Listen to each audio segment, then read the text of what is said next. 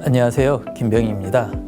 임상에서 리튬 다이실케이트, 일명 이맥스라는 재료를 많이들 사용하고 계시리라 생각합니다. 모든 재료가 다 그러하듯이 사용하는 방법과 제작 방식에 따라 결과물에도 많은 차이가 있을 것이라고 생각되어집니다. 따라서 오늘은 심미적인 재료인 리튬 다이실케이트를 사용하는 방법과 실제 임상 결과를 가지고 이야기를 해보고자 합니다. 우선 컨텐츠입니다. 리튬 다이실리케이트 재료의 이해, 그리고 두 번째로 수복물의 제작 과정, 그리고 세 번째로 수복물에 대한 인디케이션, 그리고 네 번째로 수복물에 대한 케이스 리뷰로 강의를 이어가도록 하겠습니다. 치과용 세라믹에 대한 분류입니다. 저희가 사용하는 재료는 가공 방식에 따라서 이렇게 프레스 타입의 인각과 그리고 캐드캠으로 가공을 하는 밀링 타입의 블럭 타입이 있습니다. 저희가 오늘 이야기하고자 하는 리튬 다이실케이트 일명 이맥스라는 제품은 이렇게 프레스 타입의 제품으로도 있고 밀링 타입의 이런 블럭 타입으로도 존재를 하고 있습니다.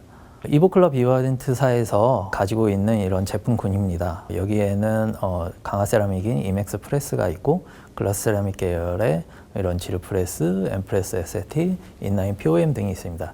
거기에서 저희가 오늘 이야기하고자 하는 리튬 다이실리케이트는 우선은 보셨을 때 우수한 신미성이 특징입니다. 이 우수한 신미성이 특징이라는 것은 투과성이 굉장히 좀 자연치와 유사하고 높다라는 뜻이겠죠. 그리고 자연치에 비해 견조도 크게 떨어지지 않는 높은 강도, 그리고 가장 작은 치아 삭제량을 이용해서 보철물을 제작할 수 있는 재료가 되겠습니다. 네, 이맥스 프레스업의 라인업인데요. 우선 제가 좀 전에 서두에서 말씀드렸듯이 이 투과성이 높기 때문에 신미성이 좋다라고 말씀을 드렸는데, 그렇다고 해서 불투명한 코어의 재료가 없는 것이 아니라 이렇게 보게 되면 투과성이 높은 재료들 HT, MT, LT 재료들이 있고, 거기에 또 저희가 이제 변색치가 있을 때 그것을 커버하기 위해서 이제 MO와 HO가 있고, 또 저희 자연치의 특징이죠, 오팔인 것들이 존재를 하고 있습니다. 그리고 쉐이드에 대한 부분도 모두 준비가 되어 있고요. 저희가 이제 이맥스 프레스를 가장 신뢰하는 이유는 기간이 오래됐다는 것인데요. 거기에 대해서 이제 말씀드릴 수 있는 부분이 지금 10년간 17,000회 이상 플렉스블 스트렝스를 측정해 왔다는 것이고, 특허받은 소재로서 이제 470메가파스칼의 높은 파절 강도를 보유하고 있다는 것입니다. 특히나 또 이제 장기적인 임상 데이터가 신뢰가 가는 부분인데요. 10년간 5,113개의 수복물을 기준으로 했을 때 96.2%의 높은 생존율을 보이고 있습니다. 이 정도면 거의 대부분이 다 서바이벌 한다는 이야기겠죠. 이렇게 우수한 생체 적합성으로 구강 내에서 변색이나 착색이 적은 게 특징인데요. 지금 보시는 사진처럼 이렇게 10년까지 사용을 할 수 있다는 것은 치아 위에 저희가 어떤 것을 본딩한다는 개념이 아니라 어떻게 보면 치아 위에 치아와 보철물이 하나가 되는 합착이 된다는 개념으로 보시는 것이 더 맞는 이야기가 아닌가라고 생각을 합니다. 우선 리튬 다이실케이트는 앞에서 말씀드렸던 것처럼 프레스 타입과 그리고 캐드캠으로 가공을 할 수 있는 타입이 있습니다. 우선 캐드캠 테크닉을 말씀드리면, 개원가에서 이제 원데이 보철물로 많이 사용을 하시고 계실 것으로 생각이 되어집니다. 보시는 바와 같이 스캔을 뜨고, 그리고 디자인을 하고, 가공을 하고, 글레이징, 스테인, 그리고 결정화를 하여 수복물을 완성하게 됩니다. 근데 여기에서 이제 특징이라 하면 원데이 수복물이라든지 이런 부분에 있어서 아주 장점이 있겠지만, 이렇게 1:1 가공 밀링을 하는 경우 밀링 버가 들어가서 이제 블럭을 깎아야 되기 때문에 많은 부분 그 밀링 버가 들어갈 수 있는 공간과 유사한 혹은 그거보다 더 넓은 그 삭제량이 필요로 합니다.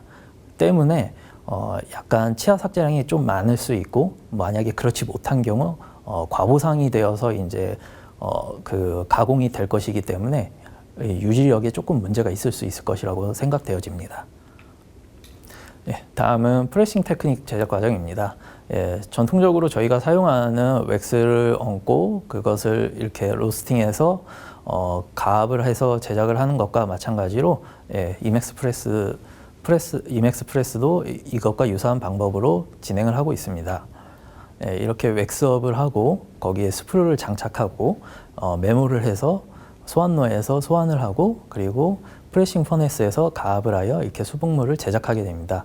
이 테크닉의 장점이라고 할 수 있는 것은 좀 전에 말씀드렸던 캐드캠 쪽에서의 그런 단점들에 대한 반대가 장점이라고 할 수 있겠습니다. 어떤 부분이냐면 치아의 삭제량이 적어도 되고요. 조금 더 날카로운 부분이 있더라도 저희가 이제 전통적인 방식의 그런 웩스업을 하기 때문에 그것이 그대로 인기가 돼서 결과물로 도출이 된다는 것이겠죠. 그리고 이 부분에서 좀 더 경제적으로도 더 장점이 있는 부분은 케이스별로 여러 가지의 그 결과물을 도출해낼 수가 있는데 캐드캠 같은 경우는 블럭 하나에 뭐 많으면 2개 정도 깎을 수 있다라고 그렇게 알고 있습니다. 때문에 그런 부분에서 좀 장점이 있을 테고 단점이라고 말씀드릴 수 있는 것은 약간은 좀 시간이 좀 걸린다는 것이겠죠. 네. 리튬 다이시케이트의 수복물 제작 과정에 대해서 비교를 해보았습니다. 네, 뭐 장비도 장비대로 필요할 테고 제작 방식에 따라서도 좀 나뉘는 부분이 있고요. 그리고 결과적으로 사용하는 재료가 이렇게 바뀌고 있습니다. 좀 전에 말씀드렸듯이 장점에 대해서는 프레스 같은 경우에는 한 번에 여러 가지 보철물을 제작이 가능하다는 것이고, 그리고 캐드캠 같은 경우는 이제 원데이로 세라믹 수복물이 제작이 가능하다는 것이겠죠. 네, 인디케이션입니다. 씬 비니어에서 0.3mm 기준으로 이제 제작을 할 수가 있고요. 그리고 오클루저 비니어, 인네이, 온네이, 팔라탈 크라운, 그리고 미니멀 인베시브 크라운으로 접근이 가능하고요. 그리고 3유닛 분위지까지만 이렇게 접근이 가능합니다. 그리고 하이브리드 어버트먼트에도 적용이 가능하고요. 경험적으로 조금 더 이제 추천을 드리고 싶은 것은 서두에서 말씀드렸다시피 투과성이 좋은 재료이기 때문에 임상적으로 지대치에 컬러가 변색이 없는 컬러일 때 적용을 하는 것을 조금 더 추천을 드립니다. 네. 이맥스 프레스로 만들 수 있는 이런 보철의 종류들입니다. 삭제 가이드라인입니다. 삭제 가이드라인은 그림과 같이 이렇게 진행을 하시면 되는데요. 한 가지 정도 강조를 드리고 싶은 것은 숄더를 추천드립니다. 마진 끝이 얇아지지 않는 프랩 스타일로 진행을 해주셔야 나중에 보철물이 나왔을 때 마진이 이렇게 치핑되거나 얇아져서 깨지지 않는 결과를 가지고 올 수 있습니다. 네, 오클루저 비니어, 그리고 씬 비니어일 때, 네, 비니어일 때, 그리고 전치부 크라운일 때, 인네이, 온네이일 때입니다. 특히 인네이, 온네이 같은 경우에 이제 기공 쪽에서 이제 마진을 맞추기가 굉장히 좀 힘든 경우들이 많은데요. 그 이유는 왜 그러냐면 좀 전에 말씀드렸던 것처럼 프랩에 대한 그 마진이 이렇게 월에서 그 교환면 쪽으로 올라올 때 보시는 것처럼 월에서 요 교환면까지 그 마진 라인이 이렇게 스트레이트한 박스 폼으로 이제 그 마진이 형성이 돼야 되는데 골드 인레이나 이런 것처럼 해주시는 것처럼 그렇게 베벨이나 이런 거를 주시게 되면 좀 전에 말씀드렸던 것처럼 마진이 얇아지면서 이제 치핑이 나게 되겠죠. 그렇기 때문에 이제 마진이나 그런 것들을 좀 짧아진다든지 그런 부분에서 이제 좀 리메이크 사유가 될 수 있을 것이라고 생각이 되어집니다.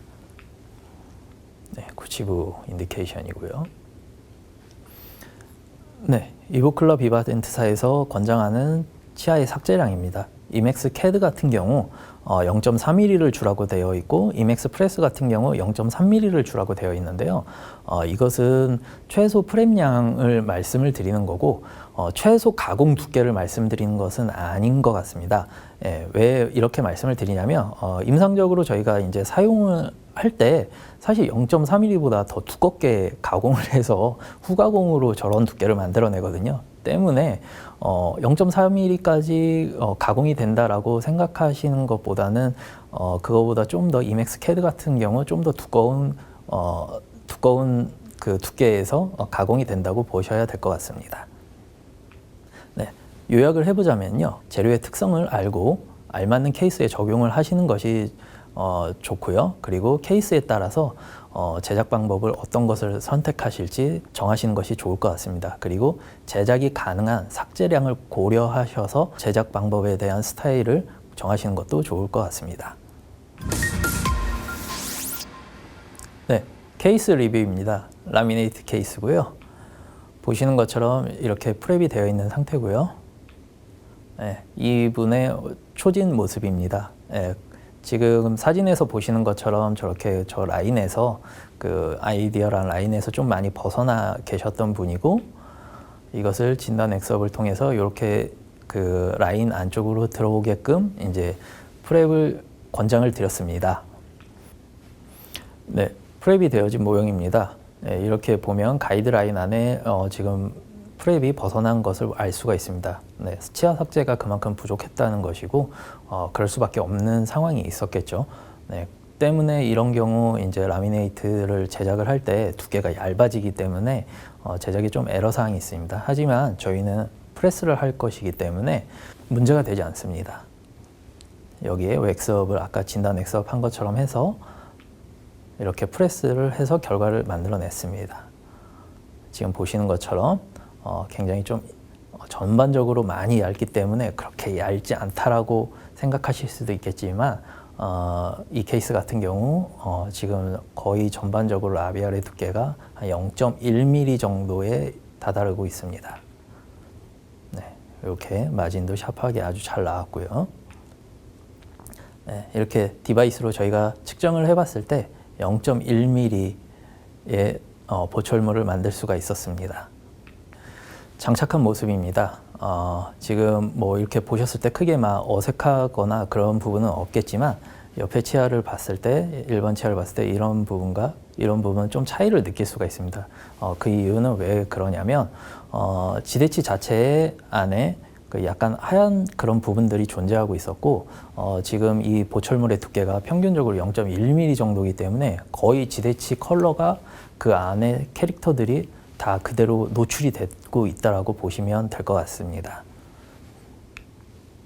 네, 이렇게 그 지금 이런 라미네이트 같은 경우는 아주 좀 제작하기가 굉장히 까다로운 라미네이트인데요. 저희가 그 프레스 테크닉을 사용을 했을 때 거의 스프루의 두께 정도에 도달하는 그런 두께의 그런 라미네이트입니다.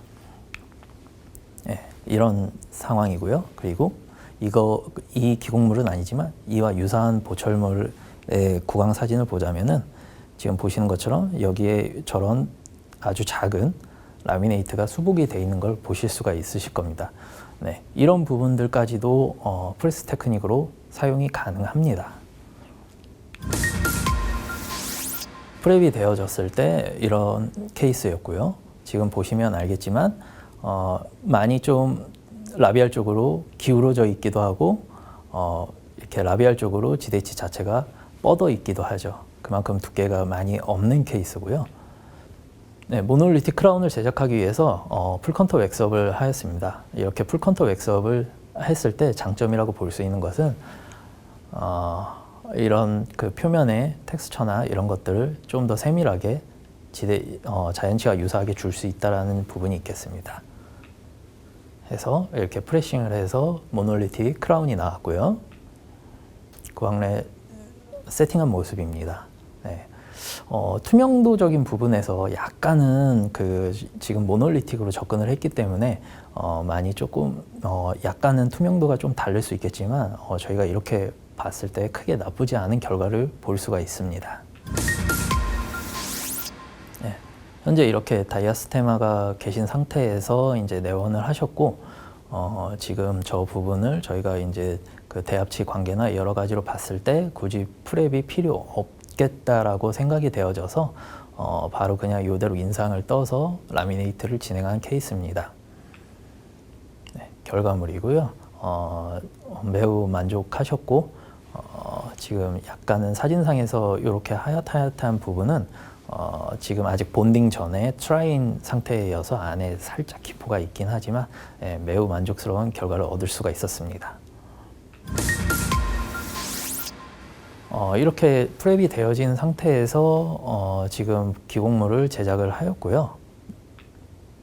결과적으로 이렇게 딜리버리가 되었습니다. 네, 저희가 좀 전에 그 인디케이션에서 3번 브릿지까지 제작이 가능하다고 했는데, 이런 식으로 지금 보면은 세 개의 보철물이 들어가 있는 것을 볼 수가 있습니다.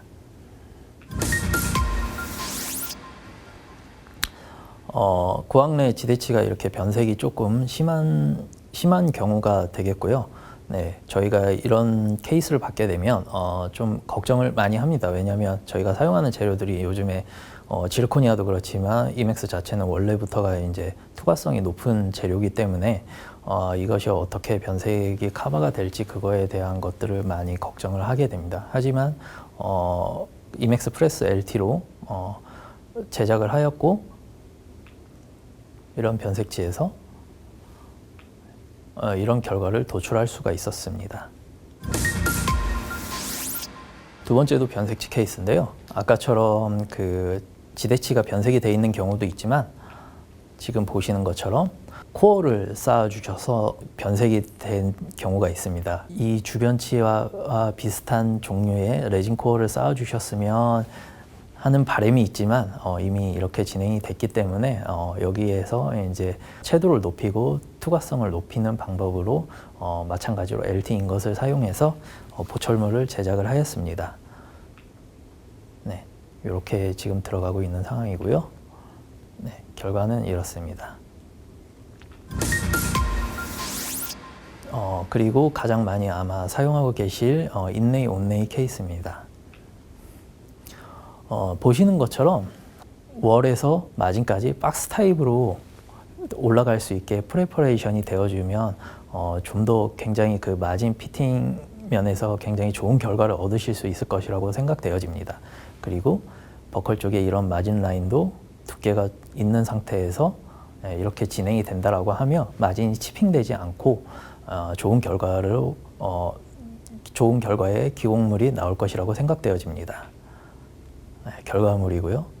보시는 것처럼 마진 라인이 짧거나 두껍거나 그런 것이 많이 없습니다. 다른 케이스지만은 비슷한 형태로 프레퍼레이션이 된 케이스이기 때문에 이렇게 마진들이 굉장히 샤프하게 잘 맞는 것을 볼 수가 있습니다. 네, 제가 준비한 강의는 여기까지입니다. 부족한 강의 들어주셔서 감사드리고요. 그리고 제가 요 앞에서 말씀드렸던 것처럼 어떤 케이스에 어떠한 방식으로 접근을 해서 적용을 할지에 대해서 재료적인 특성이나 여러 가지들을 고려해서 반영을 하신다면 좋은 결과가 있을 것이라고 생각되어집니다. 네, 부족한 강의 들어주셔서 감사합니다.